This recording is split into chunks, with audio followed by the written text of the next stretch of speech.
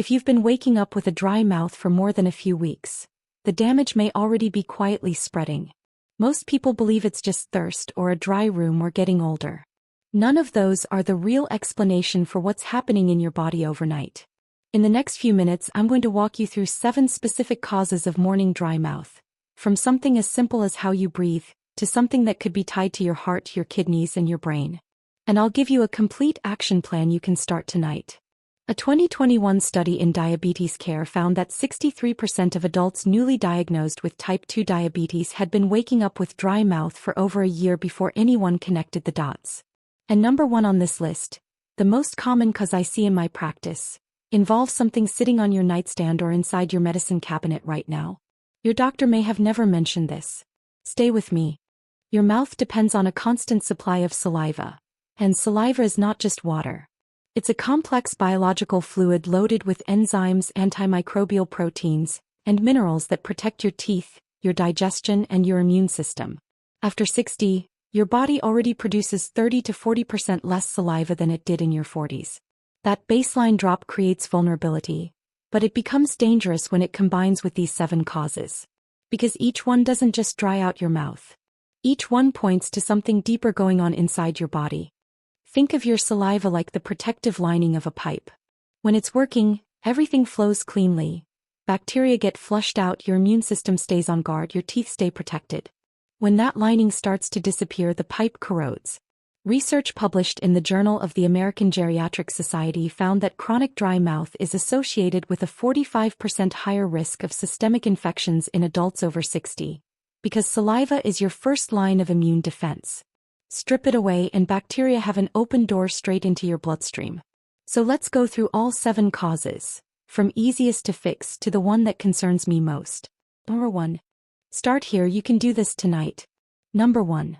Sleeping with your mouth open. Before you skip past this thinking it's obvious, hear me out. Mouth breathing during sleep is almost never just a habit. It's a symptom. When air flows over your tongue and palate all night, it evaporates moisture at a rate your salivary glands simply cannot replace while you're asleep. The result: sandpaper mouth, cracked lips, a coated tongue, sometimes a sore throat with no other explanation. The practical fix is simple. A nasal strip across the bridge of your nose before bed can increase nasal airflow by up to 38%. And that alone pushes your body back toward nasal breathing. Run a humidifier set between 40 and 50% humidity. And sleep on your side instead of your back. Roll onto your back right now if you can. Notice how your mouth naturally falls open. That's what's happening for 7 or 8 hours every night. One more thing. If you snore heavily, feel exhausted despite sleeping 8 hours, or your partner says you sometimes stop breathing at night, those are not just snoring issues. Sleep apnea affects nearly 22% of adults over 65, and untreated sleep apnea carries a 60% increased stroke risk. Please talk to your doctor about a sleep study. Don't delay that. But that's only the surface fix. Because number 2 is where most people go wrong, and it's a timing mistake almost everyone makes. Why doesn't drinking water before bed solve the problem? That's number 2. This next one surprises most people. Number 2, afternoon dehydration. Here's what almost no one tells you. Your body does not hydrate in real time. When you drink water, it takes 30 minutes to 2 hours for that fluid to be absorbed, distributed to tissues, and made available for functions like saliva production. Drinking a large glass of water at 10 p.m. does almost nothing for your mouth at 6 a.m. Nothing. Research published in the European Journal of Nutrition found that adults over 60 who didn't consume adequate fluids between noon and 4 in the afternoon were 62% more likely to report significant overnight dry mouth compared to those who stayed hydrated throughout the day. After 60, your thirst signal becomes less reliable. Your kidneys become less efficient at conserving water. And many people consciously reduce afternoon fluids to avoid getting up at night to use the bathroom. That combination creates a chronic state of low-grade dehydration that peaks overnight, precisely when you have no opportunity to correct it. The fix: front-load your hydration.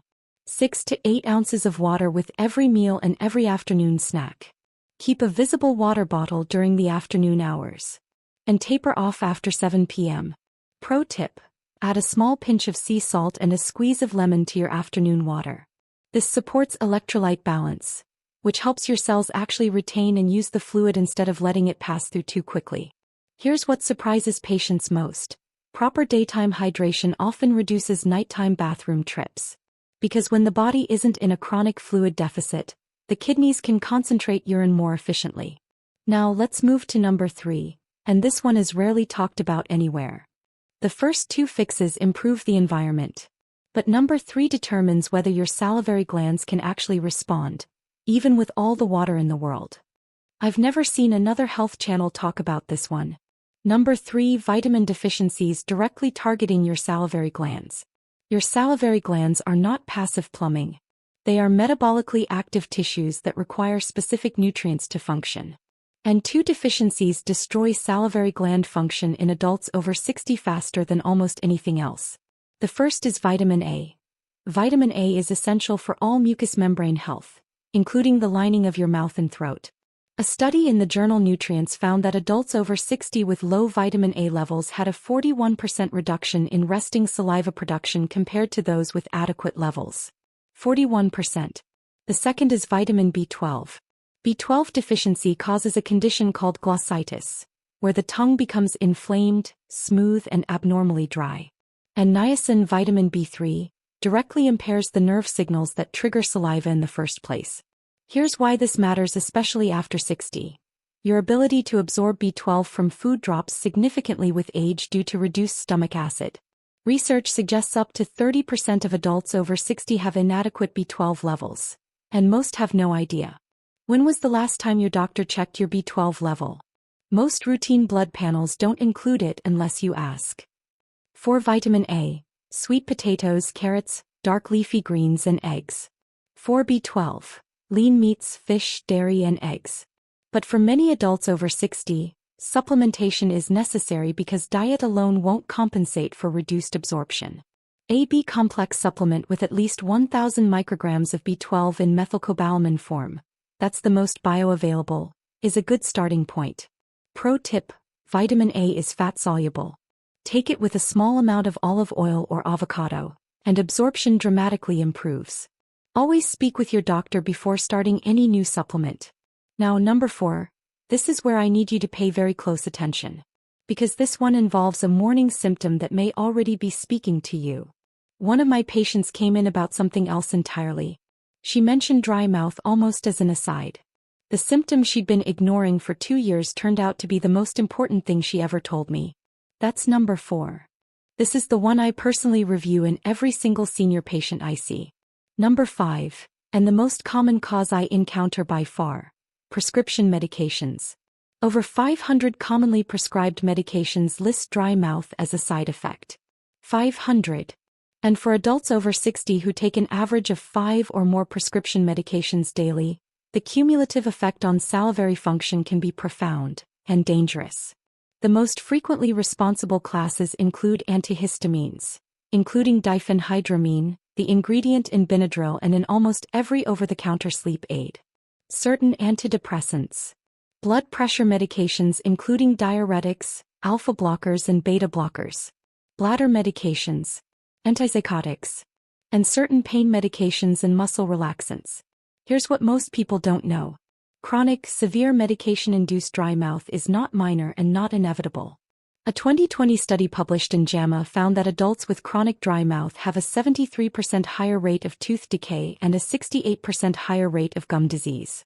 That's before you factor in what's happening systemically. Here's the part that concerns me most.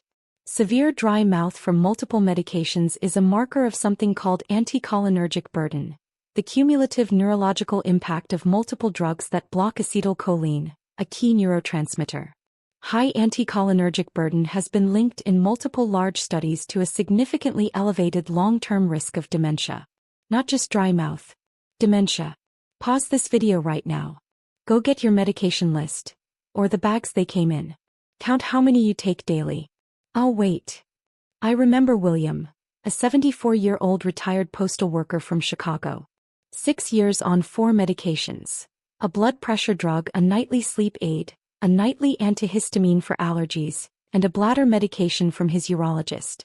Not one prescribing doctor had reviewed his full list together. Not one had flagged the cumulative dry mouth risk. I brought in his pharmacist for a medication reconciliation review. Here's what it means. Go through every medication together with someone who sees the full picture. We identified 2 drugs that were both contributing significantly and had safer alternatives. We switched his sleep aid, eliminated the antihistamine in favor of a nasal steroid spray, and reduced his bladder medication dose. Within 3 weeks, William noticed significant improvement.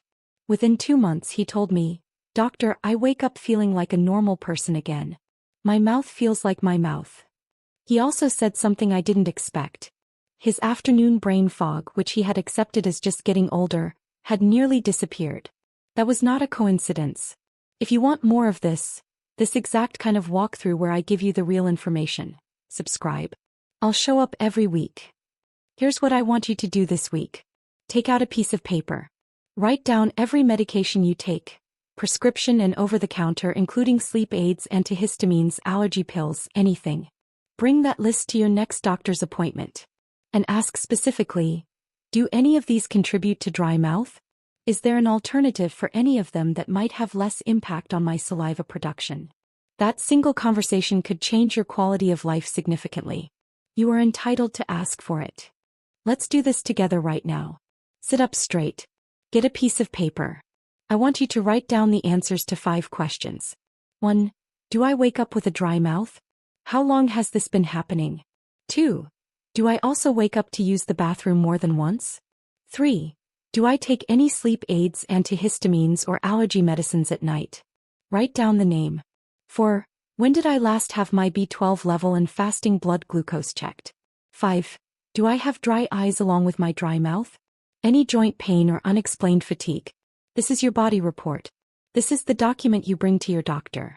These 5 answers may be the most important 5 sentences you write this month. You might want to save this video for this part. Come back to it before your next appointment. Now, 3 things that will make an immediate difference starting tonight. First, stop any over-the-counter sleep aid containing diphenhydramine. That's the ingredient in Ziziquil, Unisom, and most generic sleep aids. It is one of the most potent salivary suppressants available without a prescription. Switch to melatonin at a low dose, 0.5 to 1 milligram. That's all you need. Second, run a humidifier in your bedroom tonight at 40 to 50% humidity. Many people notice a difference by the next morning. Third, try a nasal strip tonight. Sleep on your side.